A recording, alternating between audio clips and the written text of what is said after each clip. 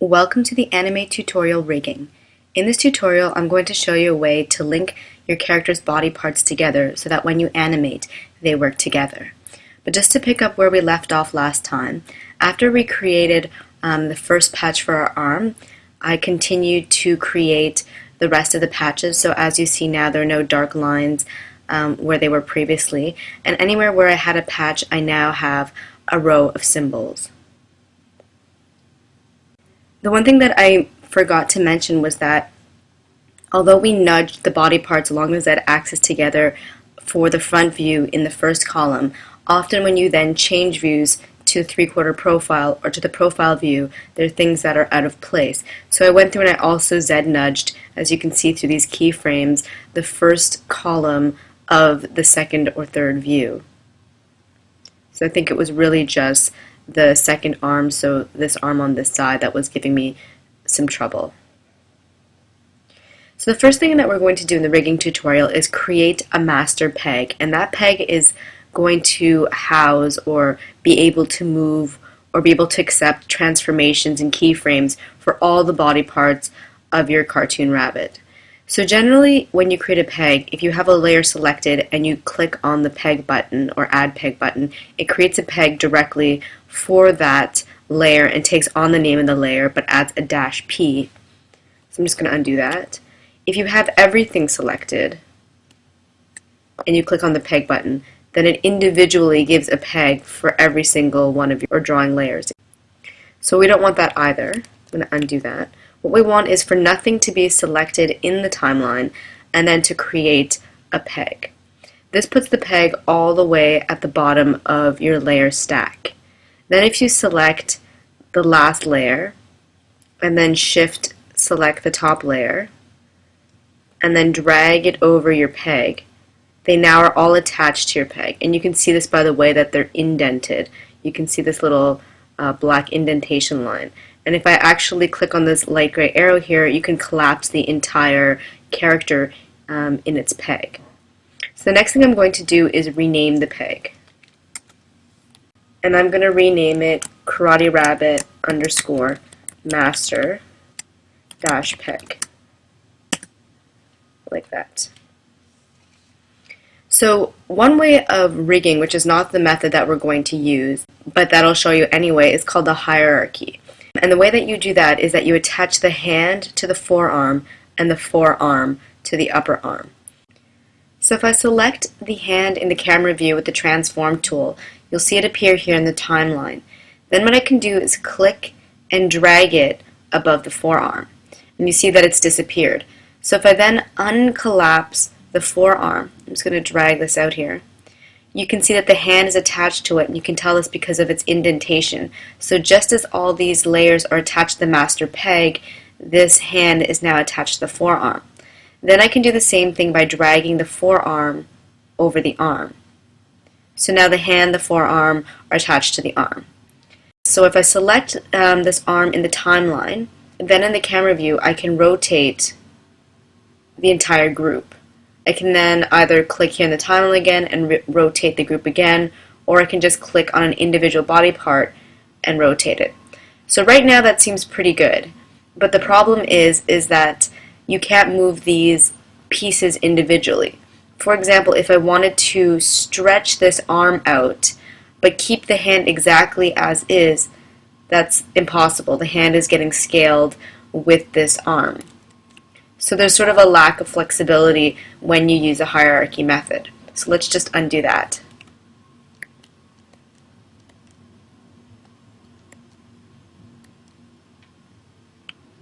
Which is good. So the other method that you could use is by adding a peg. So using this button to add a peg to your drawing layers. And this is actually a pretty good method, except for the one fact that pegs have an embedded pivot that cannot be animated over time. So to work around this problem, what we're going to do is use drawing layers as pegs. And I'll show you what I mean.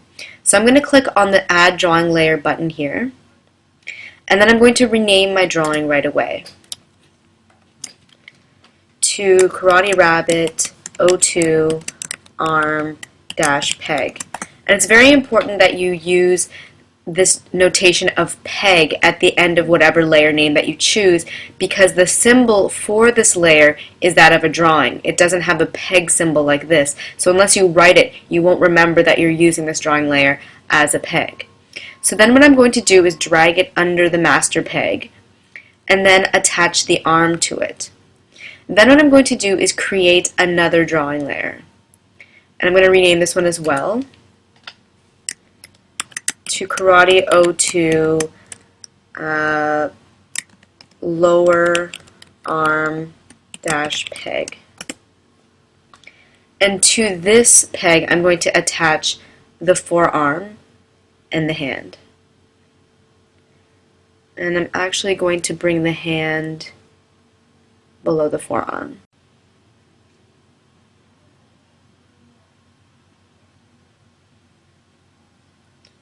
Like that. So right now, if we collapse the entire thing, for our Karate Rabbit, oh, so this isn't attached. I'm going to attach the lower arm to the arm peg. So right now, if we collapse the Karate Rabbit O2 arm peg, or if we uncollapse it rather, you'll see that inside you have just the arm, so this upper part, and then you have a second peg called Karate Rabbit O2 lower arm peg. And then if we uncollapse that, you'll see you have the forearm and the hand. So the forearm and the hand. So now if you want, you can individually scale something, but at the same time, you can rotate the entire arm. Oh, this brings me to a point that I still have to set the pivot for this as well.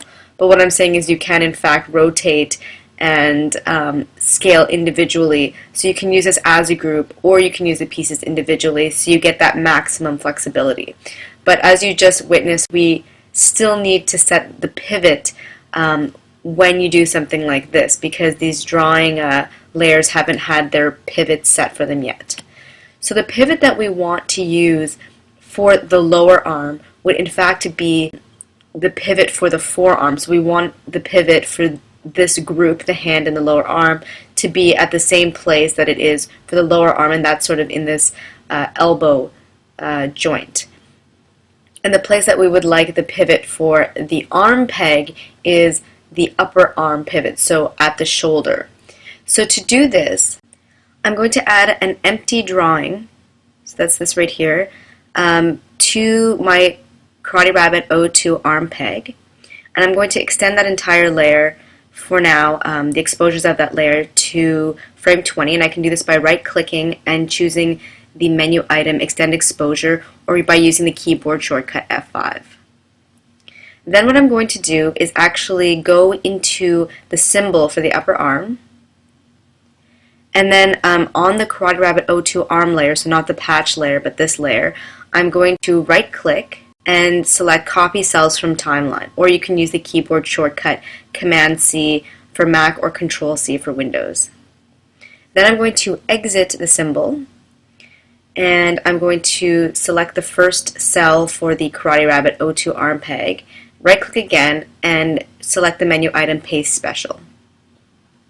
Then from the Advanced tab, I'm going to select the option Update Drawing Pivot, and click on OK or hit Enter. So as you may have noticed, the pivot that was sort of around here on the chest, between the chest and the arm, jumped to where it should be on the shoulder. Then what I'm going to do is click on the forearm layer and do the same thing. Oh, first of all, I need to create an empty drawing for my Karate Rabbit O2 lower arm peg. I'm going to do the same thing and extend the exposure to 20. Then I'm going to go to the forearm layer, do my copy, click on the lower arm peg, and then instead of selecting Paste Special, I'm going to select Paste Special again. And as you notice, the pivot now appears in the correct spot on the elbow. And what Paste Special again does is it just repeats whatever action it performed in the Paste Special prior. And so that looks pretty good. And let's try the rotation now, see if it works a bit better. So I'll rotate the entire arm, I'll rotate just from the elbow, and I'll rotate just from the hand. So that looks pretty good. So it looks like there's a few things that you need to fix. So that would be the tail. So the Z nudging, due to this reordering, usually has to be adjusted. One thing I did add, which I didn't show in this tutorial, is that I added the timeline view toolbar, which you do by going to Windows, Toolbar, Timeline View, and it brought up this toolbar. And then what I did is I added this button at the end, which is called the Center on Selection button. And I find this button very useful. And you can get this button right-clicking on it and selecting the option Customize.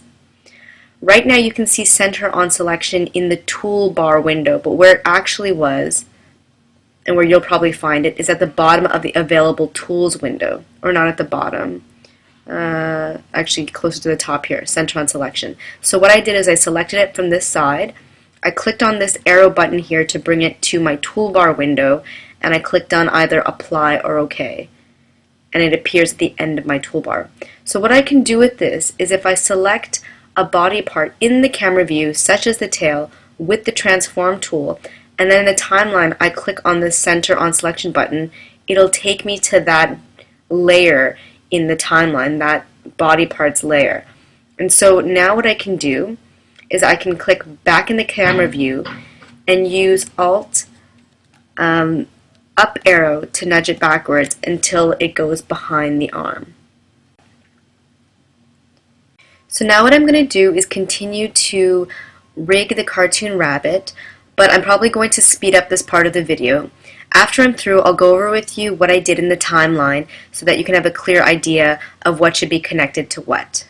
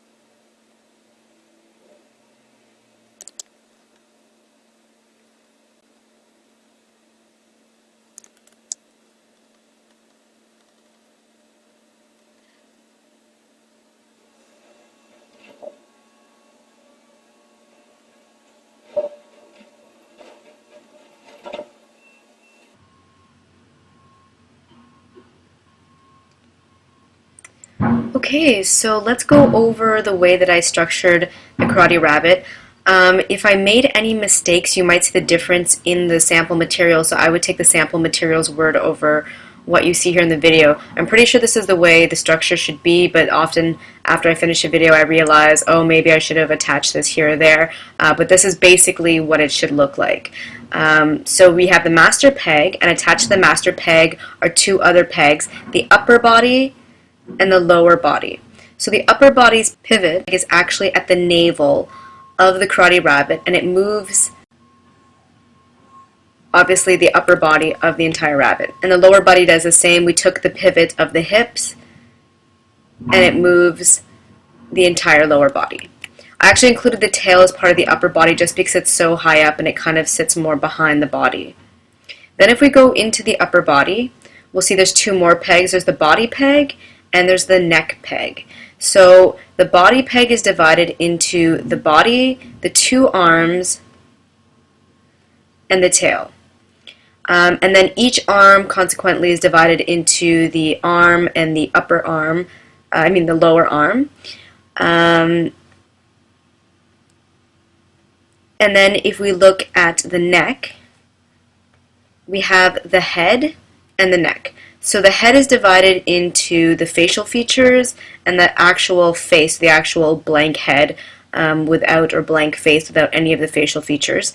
And the facial features is broken into the mouth, nose, the two eyes, and every eye includes the eyelid, the pupil, and the eyeball. So those three. And the two eyebrows. And I believe that's it for the facial features. And then the entire head, as I mentioned, contains the facial features, the face, and the two ears.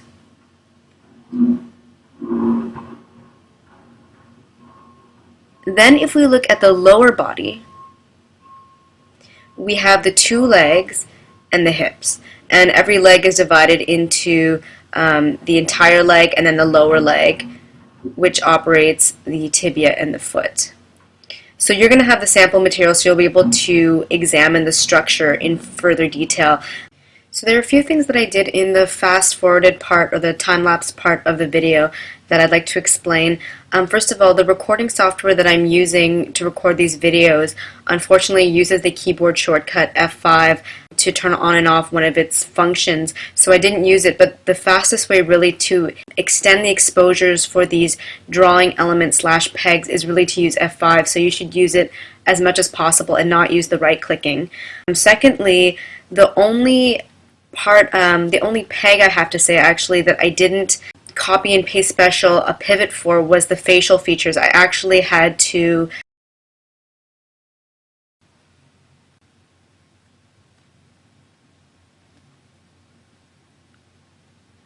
there we go. So I actually had to place the pivot in the center of all the facial features using the pivot tool. So that's something you're going to have to do as well. And I just sort of tried to make it in the center of all the features, so an equal distance from the two eyebrows and the bottom of the mouth.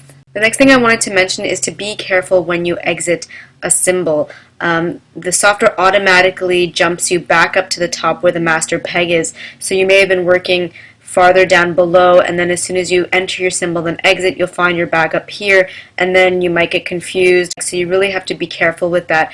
Use this feature a lot, the center on selection button, to just simply select again what you were working on and find it in the timeline, and that way you won't get mixed up.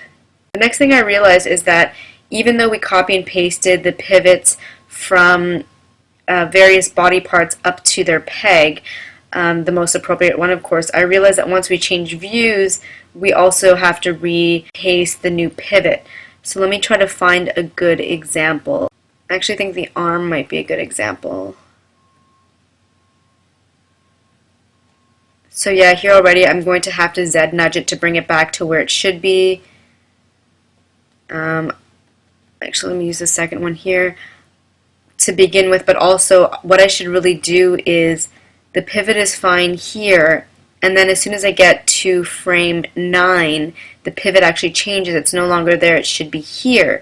So what I can do is click on this button here, duplicate drawings, and what it does is it actually, I don't know if you notice, cuts sort of a line in this row of exposures. So now these drawings, or these exposures which are linked to the same drawing, and these exposures which are linked to the same drawing are different, which means that I can place the pivot differently. Whereas before, if I move the pivot here, it would also move over here or any of the drawings in this row. So now what I can do is go down to the arm, enter the symbol. From the 3/4 view, I can copy again. I can exit the symbol.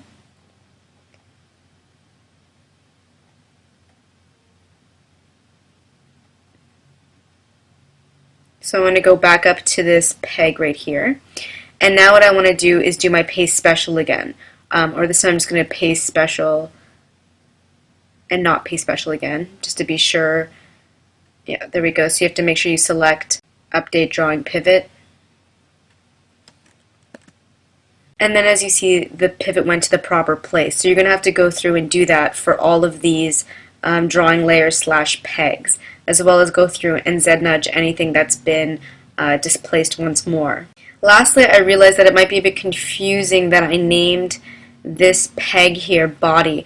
I think what I really meant to name it, so I'm going to rename it right now, is torso. Because there's an upper body and a lower body, I don't think it's super clear what's going on here, so let's try that. So in the upper body peg, we have the torso, which links the body and the arms, which I think might just distinguish the difference and make it a little bit clearer.